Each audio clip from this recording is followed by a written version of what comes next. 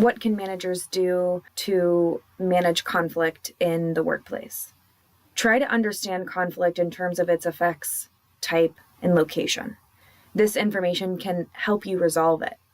To further assess conflict, try to identify the causes of conflict, think about how people perceive it and how they experience it, consider their intentions and their actual behaviors, and evaluate the outcomes of conflict in terms of how it helps or hinders group performance. And sometimes conflict can help and hinder performance. When it comes to negotiating a deal to resolve a conflict, integrative bargaining is once again usually preferable, but managers will have to put a few things in place for it to work. Information has to be shared between parties. They have to focus on their interests, not their positions. And they have to be sensitive to the relationship between the parties.